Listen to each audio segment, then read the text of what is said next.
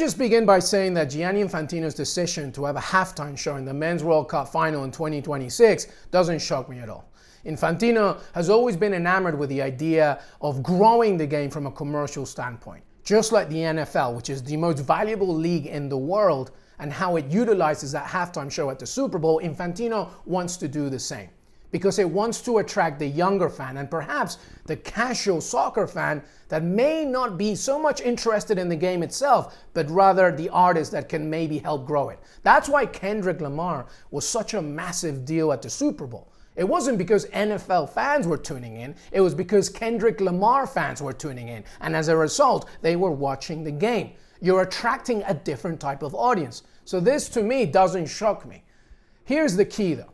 Number one, the NFL, the game itself, is created to have commercials throughout the entire thing.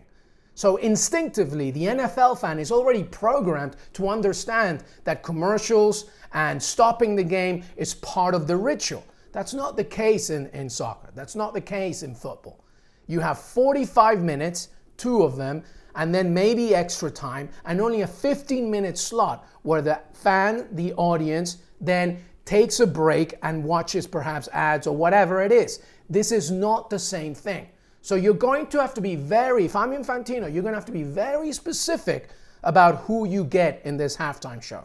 Because if you're trying to get the audience, if you're trying to get that new audience, you have to get them with a big artist. I'm talking Bad Bunny big. I'm talking Taylor Swift big. I'm talking Kendrick Lamar big. So that's one component, right?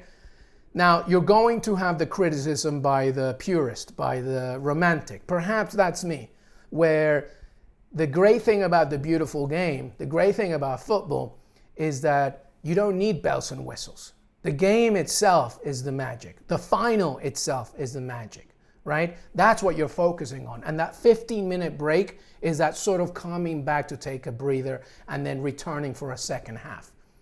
And I think that that's going to be the challenge with, I guess, the loyalist, the fan that's so passionate about this game.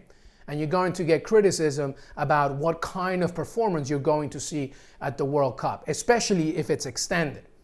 Because now you're talking about a 25-minute break instead of a 15-minute. So that's going to be a key obstacle. But make no mistake about it. The reason why this is happening is because Infantino wants to attract, commercialize, and grow this game to a fan that's perhaps new to football, that's new to soccer, right? One that's younger, that has a TikTok account, that's from the Generation Z or Generation Alpha, that's trying to integrate itself into the World Cup. That's why Kendrick Lamar worked, because you're seeing hip-hop fans tuning in, not necessarily NFL fans, and this is the case here. They're trying to get an artist in order to attract that new audience and commercialize it. Whether you hate it or you love it, that's the reality of the social and digital age. But here's the thing. If it happens, and indeed it looks like it's going to be, I beg you, Gianni Infantino, pick the right artist to attract the right audience, because otherwise it's going to be corny as hell.